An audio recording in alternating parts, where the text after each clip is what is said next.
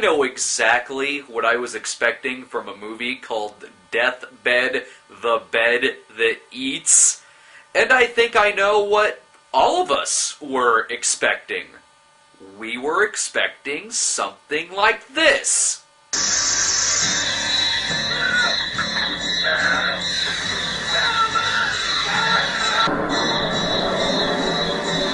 Or if not that, then like a couch bed that has razor-sharp teeth on its edges and folds itself up, chomping on our horny teenage friends. Is that what we get in Deathbed, the Bed That Eats? Is it like the refrigerator, but about a bed? No!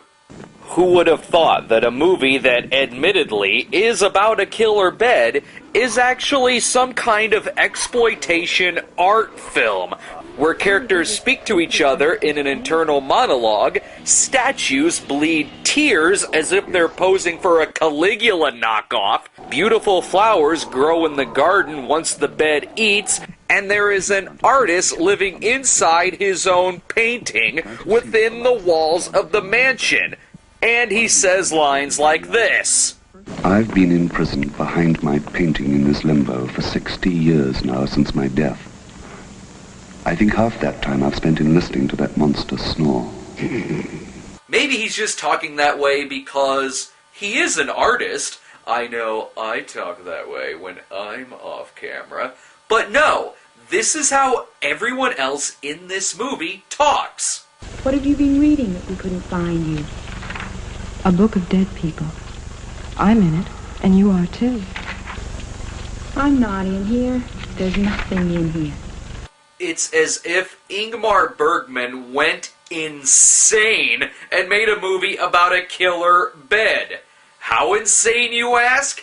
Here's what the movie gives us before we actually see anything.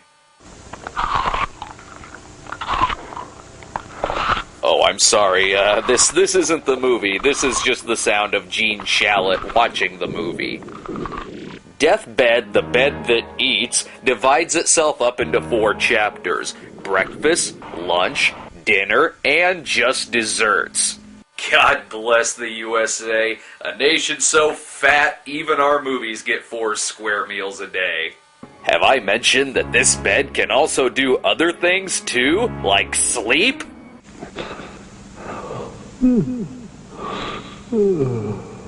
I guess if the bed finds itself too hard or too soft, it's pretty much screwed.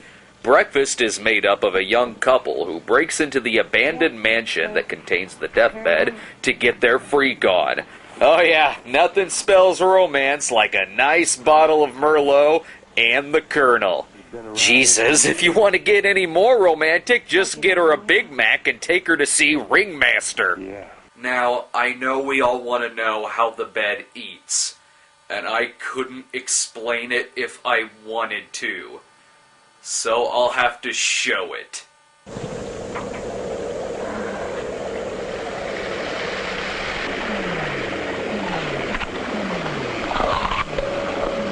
It's filled with stomach acid? Or a yellow liquidy digestive system that dissolves its victims? Yeah, pretty much.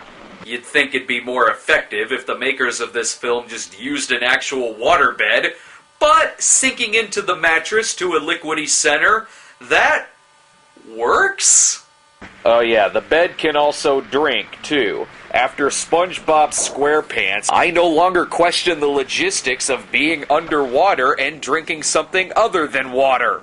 We also see that the bed appears to be able to control really anything in this house. Does it matter if the power is centered in the bed? I mean, I know it's the primary form of possession here, but that's kinda like if they called the Amityville Horror Death Basement. Bottom line, if it can lock the doors, it can most likely break your neck with an ironing board. When lunch comes around, not only do we get to meet, well, lunch, but the wall artist explains the history of the bed. As you can see here, newspapers hold up incredibly well over time when you paste over the headline. The artist takes us through past victims of the deathbed. What the hell is this, the empath episode of Star Trek all of a sudden? It's amazing that all throughout history, no one ever thought to simply get off of the bed. There's a part with a couple of gangsters hiding out on the bed, and they fire 6 rounds into the mattress before they even consider getting off of the evil bed. Wait, they don't even consider getting off, they get eaten! Speaking of getting off, the bed can masturbate.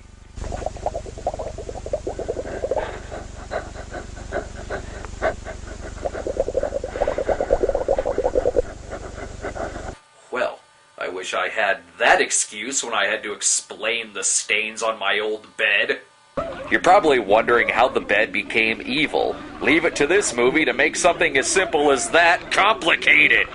A demon residing in a tree, on a whim, changed himself into a breeze. Stop! I can already tell this is going to be a bit too much. A demon who was once a tree and then became the wind took human form because he was in love with the woman. And then when his glass eyes break, he cried blood onto the bed, which he built for, sending his spirit into the bed, causing him to be in a constant hunger for flesh. That's not a backstory. That's a Bram Stoker bedtime story. Back to the blood feast. As you can see here, they're quite the insightful bunch. I wonder where this house is supposed to be. These people had a place to die, and must have had a place to live, too. Left and right, they individually decide it's time to take a nap on the bed, one by one, for no reason at all, especially seeing how they're simply there just to have a picnic in broad daylight. Oh, okay, so the bed doesn't eat hair. Makes sense, I guess. Looks to me like the bed just wants to turn them into Joan Rivers. After it finishes off its meals, the bed hides its deeds by swallowing the luggage. Jesus, is this whole bed just one big mouth? And also, it makes itself.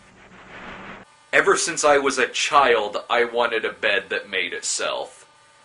Deathbed has ruined that for me. The movie is about 70 minutes long, and I think I know how it managed to sneak past an hour in length. It's because it donates about 10 minutes of its screen time to this death sequence where the woman almost gets eaten by the bed, but spends the rest of the scene slowly crawling, and slowly crawling, till the bed finally pulls her back.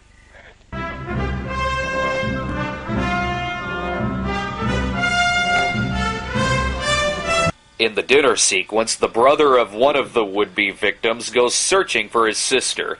I particularly like when he runs over her bag, then gets out of the car and inspects it, like he saw it was there, but ran over it anyway. Dick. He finds her catatonic in the room with the bed.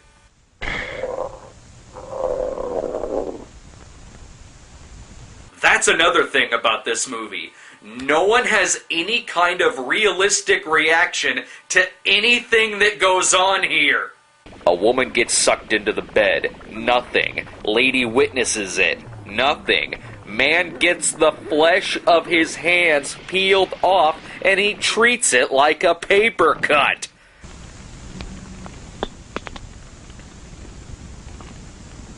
Great.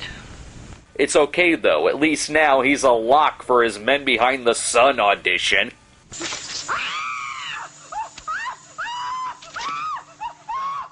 Was that joke too dark? That was a little dark. I guess since everyone in the movie likes to speak in thoughts, we have to assume that on the inside he's screaming, my hands have been ripped apart by a killer bed, and holy shit, there's a killer bed. In Just Desserts, we see the bed come to a demise, and let me just say that it's the most overcomplicated, overthought, unnecessarily intricate way to kill off an evil object that I've ever seen.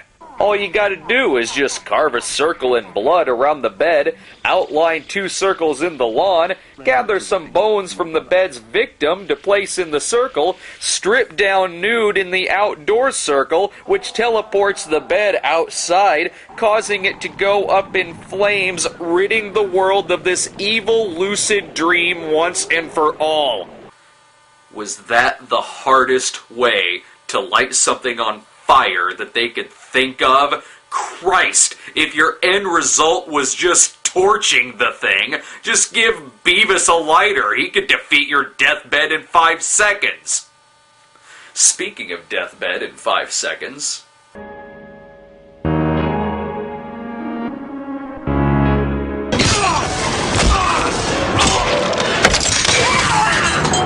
The weirdest part about this surreal feast is how long it took for this film to get a release.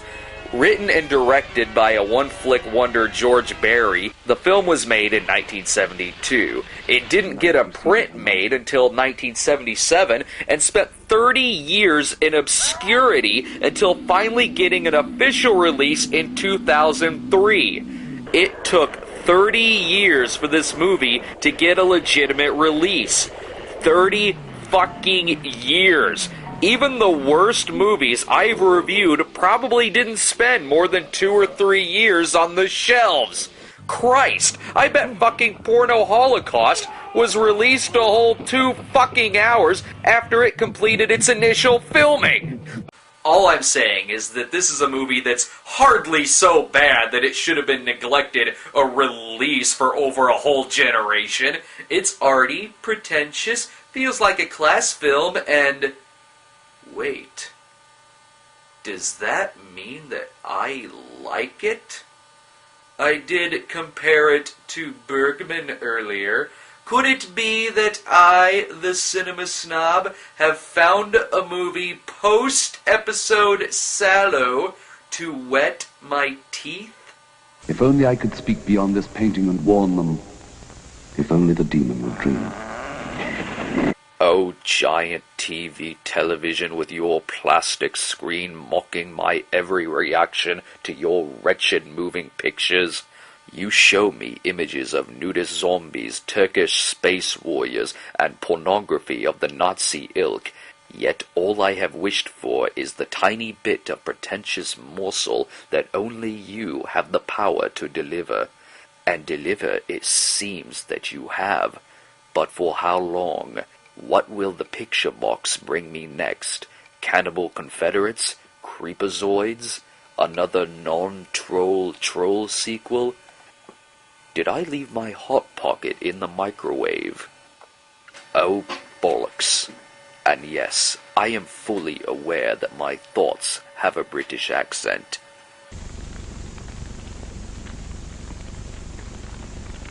Ah.